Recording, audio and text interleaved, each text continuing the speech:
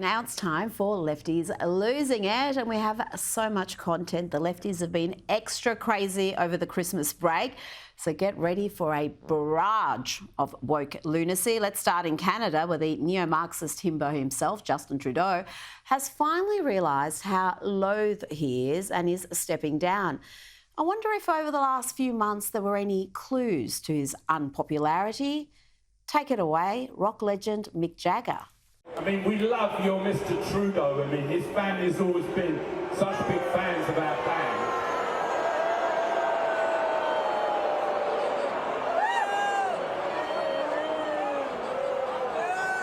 By the way, congratulations on the Canadian soccer team getting to the semi-finals. Very skillful of Mick there to just quickly change the topic to soccer. Yes, the Rolling Stones, I don't think, are too used to hearing booing at their concerts. Justin Trudeau was a media darling, the picture-perfect progressive male feminist, but the people in Canada have finally seen through him. He has caused untold damage to the country, and Canadians are no longer shy about confronting him, whether it's in the streets or in a diner. Mr. Prime Minister, please get the out of BC. Have a wonderful day now. Yeah, you suck. Yeah, that's him, all right. Now, many deranged folks have been utterly broken by Donald Trump, and there are also those who we once thought were sane and mildly intelligent who have allowed TDS, Trump derangement syndrome, to completely destroy their standing among thinking people. And no man better demonstrates that than Sam Harris, a member of the intellectual dark web. Remember that? Turns out he's just a massive hysteric. Here's Sam Harris, who's now a ballistic expert apparently, embarrasses himself by questioning whether Donald Trump was actually shot. Even fellow TDS sufferer Bill Maher was left shaking his head. I'm surprised that a rifle round making any degree of contact with an ear wouldn't do more damage. I think a shattered piece of shrapnel from a teleprompter is far more likely to have done that to his ear than a rifle round. That's so silly. Well, have you seen what rifle rounds do to human bodies? I know, but like, if it just hit it by the slightest possible degree, it just, it makes much more sense. The guy behind Well, no, but I do, no, there's no question there were rifle rounds flying. I mean, someone was killed. I'm not debating that at all. Oh, he acknowledges that Corey actually died. I mean, what an absolute disgrace Sam Harris is these days. And if you think I'm being too hard on him, remember this from a couple of years ago when he said he didn't even care if Hunter Biden had dead bodies in his basement. This guy is deranged. I mean, Hunter Biden, at that point, Hunter Biden literally could have had the corpses of children in his basement. I would not have cared, right? Now, I'm going to bring you plenty on the suicidally stupid lefty policies that have devastated California and hamstrung the ability of firefighters to fight fires. But first, let's check in on a typical Californian leftist who somehow finds a way to blame Donald Trump for the fire response in a state where the Democrats enjoy a supermajority. So we should have seen this coming. Instead of reaching out with compassion to the people in my city, Los Angeles, for losing everything in the fires, miserable Trump and his cronies are politicizing it, of course, for their own advantage. They're blaming Gavin Newsom, they're blaming the Democrats. Funny, he doesn't blame the red states for hurricanes and tornadoes and floods. No, he's a miserable man out for his own good. And by the way, he doesn't believe in climate change. It's a hoax. So you know what? We are in big trouble.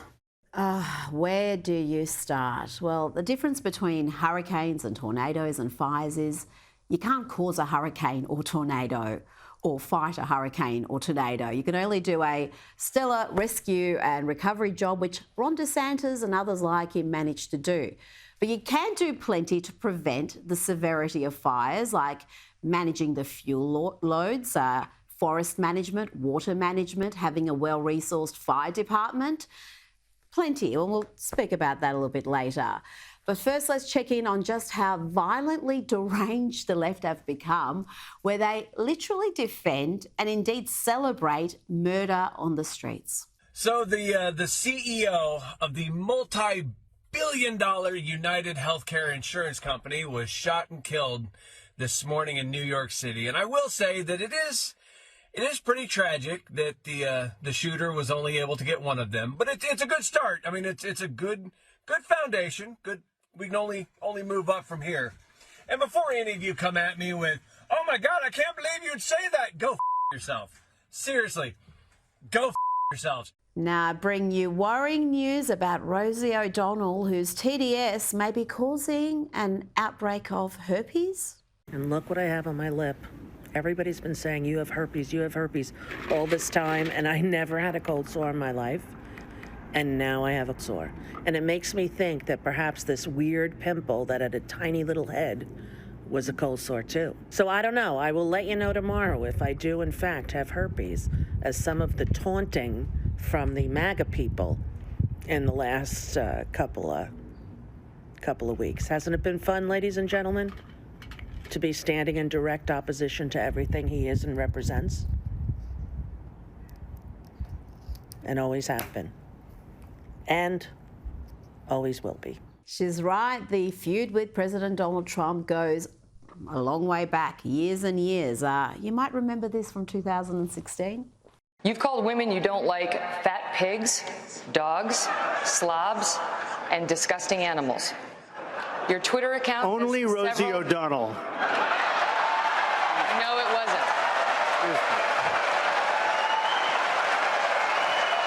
Your Twitter account... Now, let's check in with leftist Supreme Court Justice Ketanji Brown Jackson. She's now made her Broadway debut, yes, in a production called & Juliet, which is a queer twist on Romeo and Juliet. Of course it is. Female empowerment.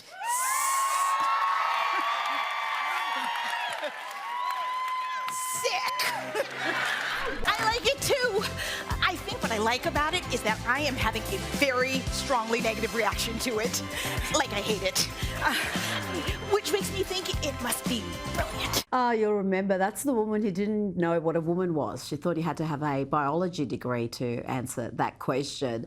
Let's go to the next clip. It's pretty incredible. And if you want to see the decay, the lawlessness that exists in parts of America, then this clip demonstrated perfectly. Here you have thieves threatening to call the cops on the storekeeper if he doesn't open the doors so they can take their loot home.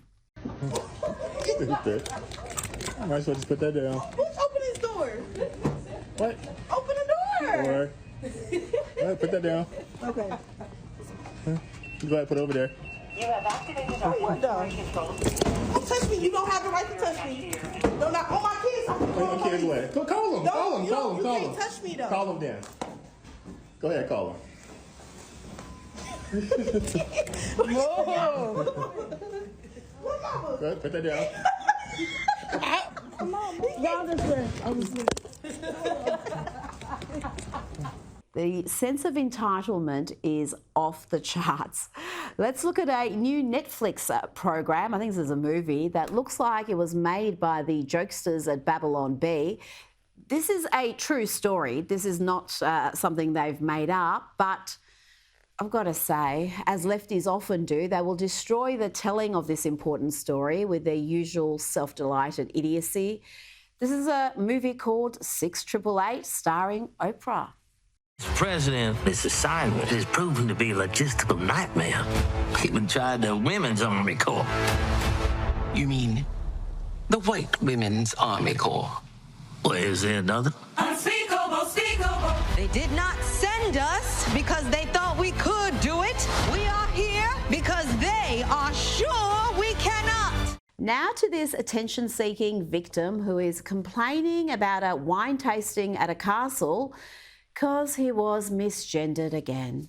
Our server said, "Yes, sir," when I was asking some questions, and I said, "Oh, no, I'm actually not a sir. And instead of apologizing, or I don't know what else you would do other than apologize, they just walked away. Did not acknowledge what I said, just walked away. We saw the server like whispering to a manager, and a few minutes later, the manager came over and, really big smile, not acknowledging at all that the misgender had happened. And I say, hey, look, the last person, they misgendered me and that really hurt. And they just walked away. And the manager said, oh, well, some people just aren't as progressive as you. And then they gave us a nice little chocolate that suggested they wanted our money but didn't want to say sorry. So we left and got a full refund. So they annoyed the servers, got a free meal, and they're still complaining.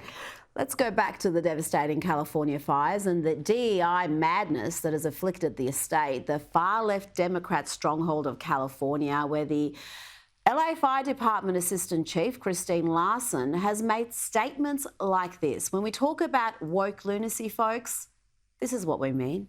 You want to see somebody that responds to your house, your emergency, whether it's a medical call or a fire call, that looks like you. It gives that person a little bit more ease, knowing that somebody might understand their situation better. Is she strong enough to do this? Or you couldn't carry my husband out of a fire, which my response is, he got himself in the wrong place if I have to carry him out of a fire.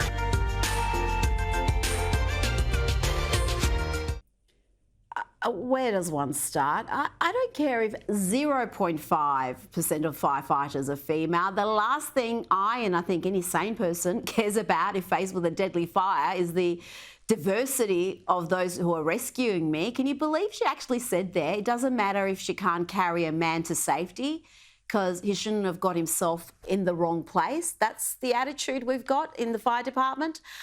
Now let's check in with LA Mayor Karen Bass, who had these words of comfort for her constituents after returning from an overseas junket. Do you citizens an apology for being absent while their homes were burning? Do you regret cutting the fire department budget by millions of dollars, Madam Mayor? Have you nothing to say today? Have you absolutely nothing to say to the citizens today? Elon Musk says that you're utterly incompetent. Are you considering your position? Madam Mayor, have you absolutely nothing to say to the citizens today who are dealing with this disaster? Now, she promised she will not use her position for these overseas trips, but she was gallivanting around Ghana when the fires started. But the lefties are turning on each other in California. Here's LA Fire Chief Kristen Cowley admitting that she has been failed by the City of Los Angeles. Did the City of Los Angeles fail you and your department and our city? It's my job to stand up as a chief and exactly say justifiably what the fire department needs to operate to meet the demands of the community. Did they fail you? That is our job, and I tell you, that's why I'm here. So let's get us what we need so our firefighters can do their jobs. Did they fail you? Yes. Joining me now is comedian and host of Prime Time with Alex Stein on Blaze TV. Alex Stein, he is my second favourite Texan in the world. Alex, let's start with JD Vance, the incoming Vice President, has said that Donald Trump will issue pardons for peaceful January 6 protesters only. Is that enough? Should every January 6 prisoner now be released? They've been behind bars for several years.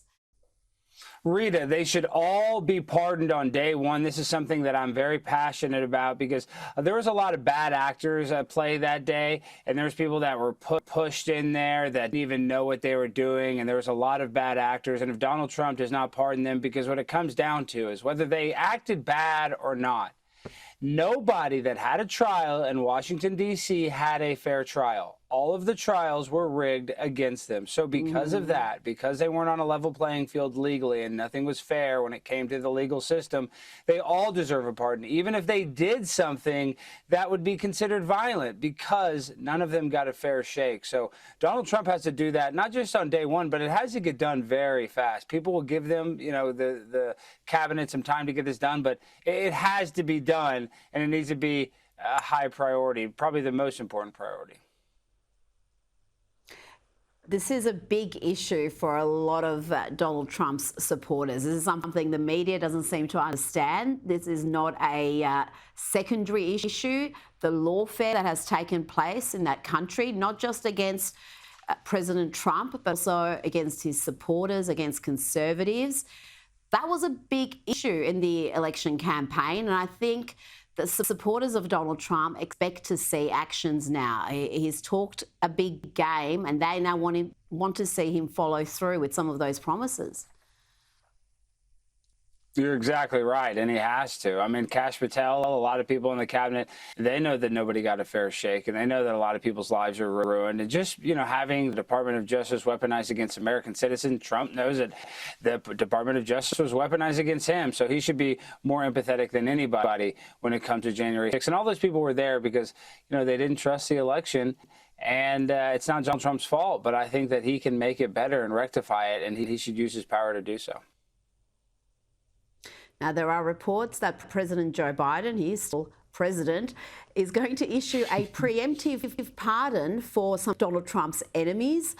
He gave his son Hunter sort of a preemptive one. He cleared him of all the charges he was facing and any charges he may face.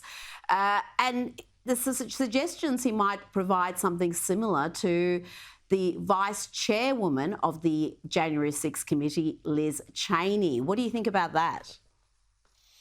I mean, when it comes to Liz Cheney, this guy's letting people out of Guantanamo Bay. I mean, there's nobody that Joe Biden won't pardon. So the fact that he's going to pardon Liz Cheney, I don't even care. He's literally pardoning some of the most evil people in the world. So Liz Cheney doesn't even move the scale, in my opinion.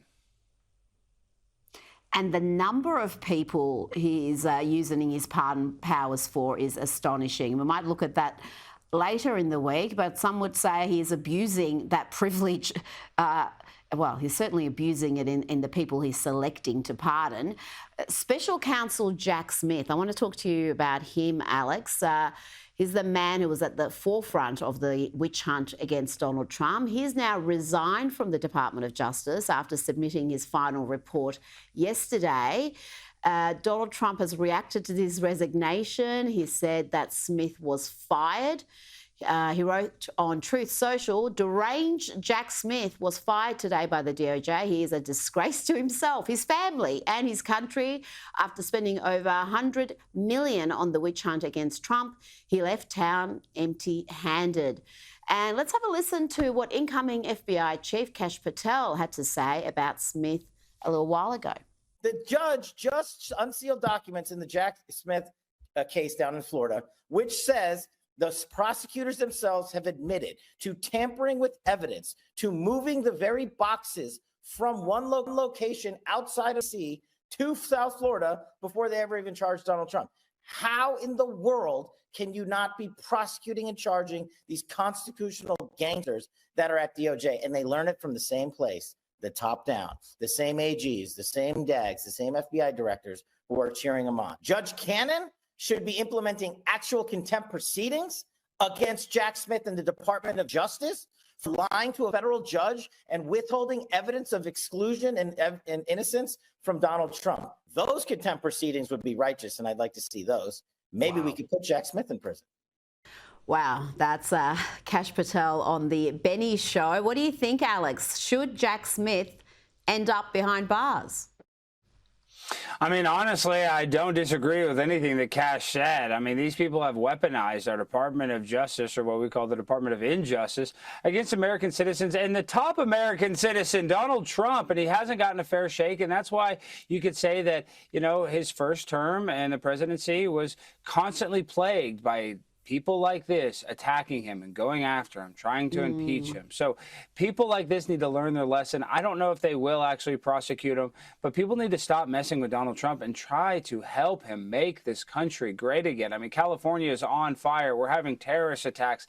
Everybody's worried for their lives, Rita, and that's not really just an over-exaggeration. America, everything's shifted, and everybody's expecting something big to happen, and we need these people to all come together, whether they're a liberal, it doesn't matter if they're conservative, and support the president. He's been elected, in my opinion, 3 times in a row, and definitely 2 times. So he deserves America's respect. And people like Jack Smith, see you later. I would not want to switch positions with you right now.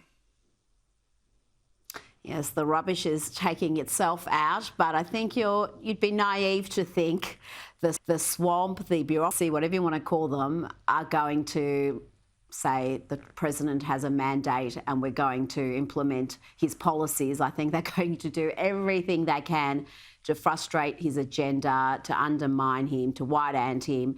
But I think this time around, you're going to get a very different Donald Trump. He's aware of what they're going to do, and I think he's going to go in there fully equipped to deal with that bureaucracy. Let's hope so.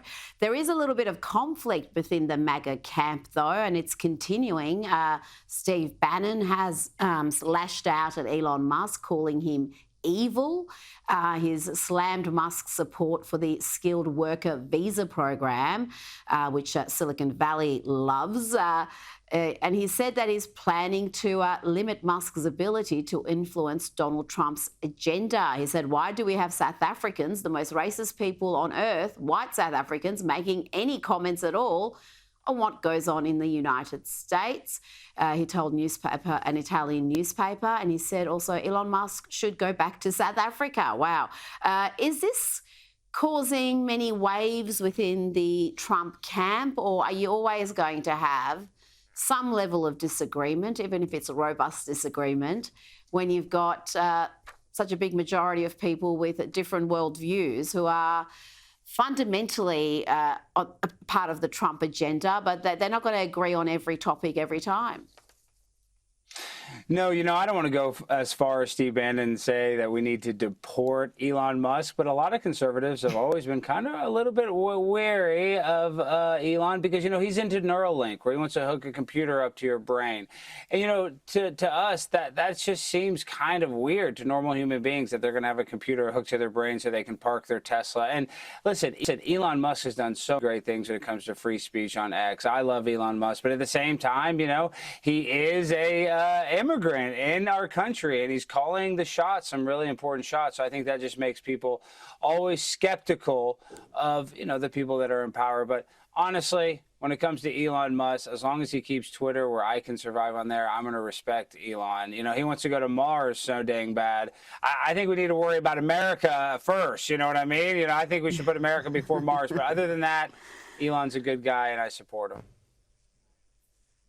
Now, before you go, Alex, Donald Trump has posted footage of his viral exchange with President Barack Obama at President Carter's funeral.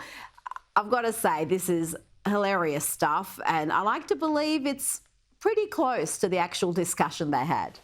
Well, Mr. President, For a second time. Barack, very nice to see you.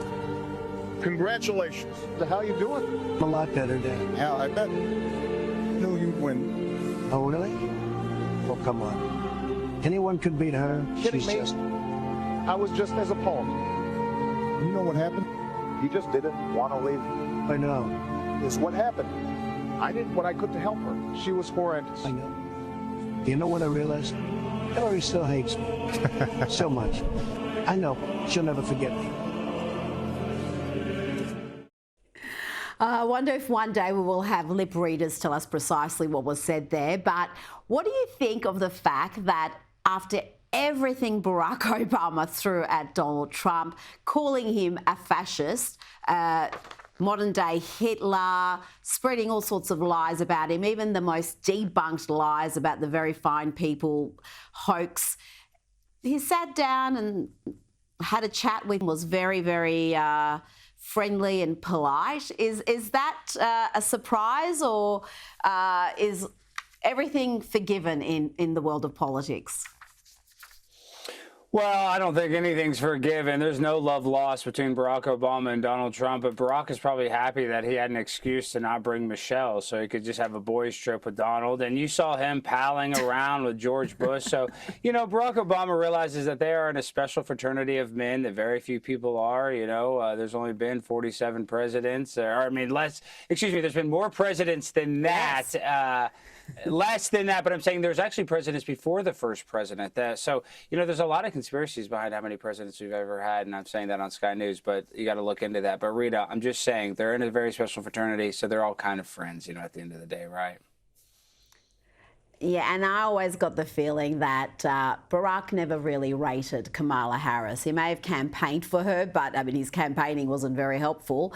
But you never thought he had his heart in it. Just the same with President Biden. I don't think he really thought he was up to it either.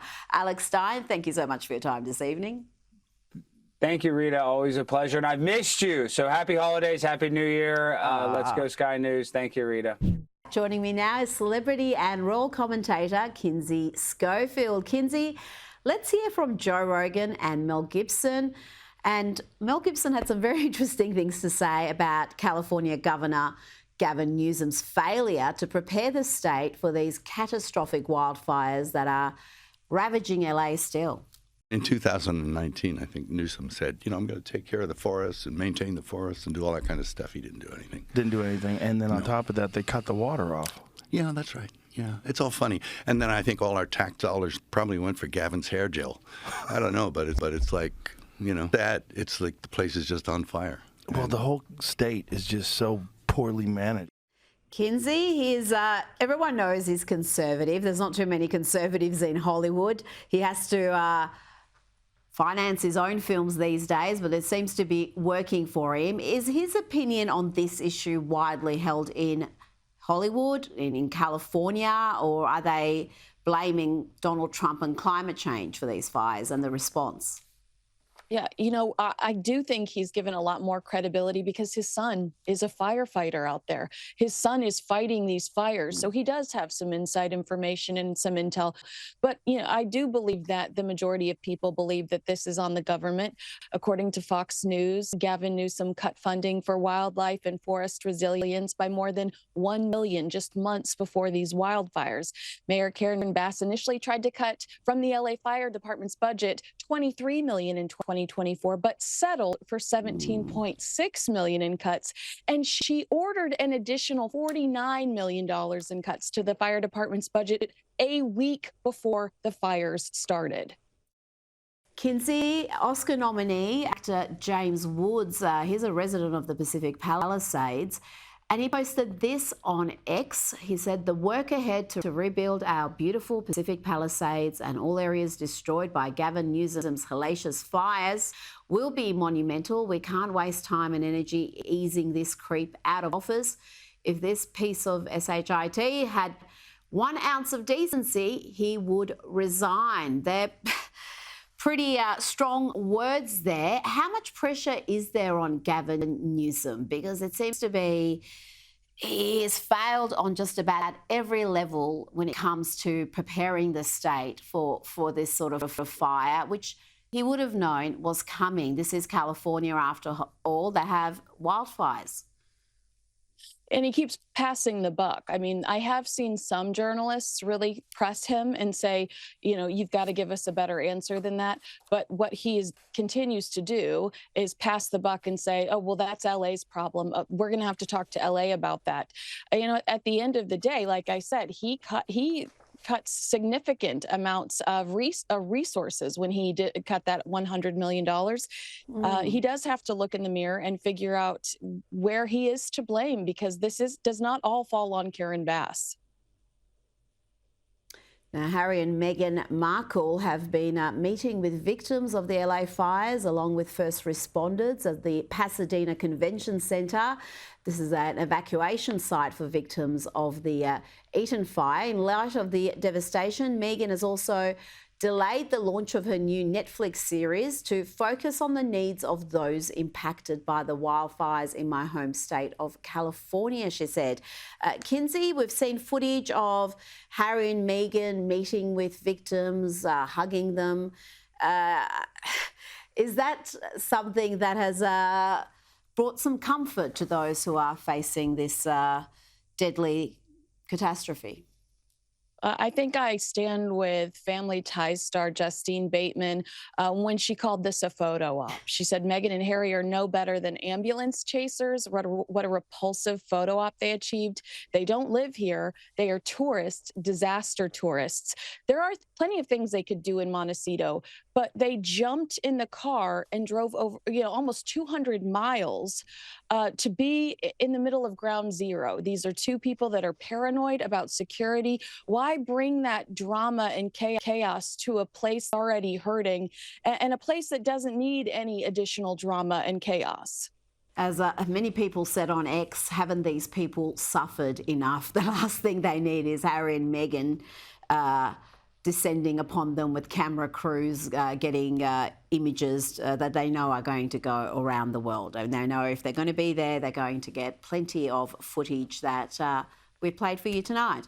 Now, Kim Kardashian has prompted outrage on social media for posting ads for her Skims brand while these fires are devastating LA.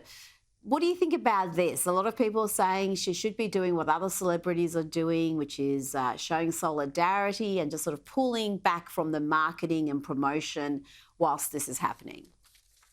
And you also saw Khloe Kardashian going after Karen Bass, saying what a joke you are for not being prepared for this. And Khloe saying that she sided with our fire chiefs because they are clearly, if you watch our news, they are delivering different messages, clearly behind the scenes, going out at each other's.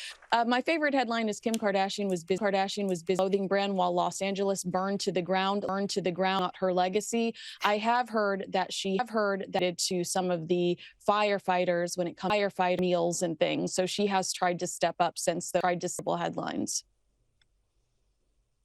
I think you're going to see a big fat donation from her because this is the sort of bad press that can stick. Actor Tyler Perry, a good friend of Meghan and Harry, he's posted a lengthy statement on Instagram slamming insurance companies for cancelling millions of policies just before the LA fires broke out.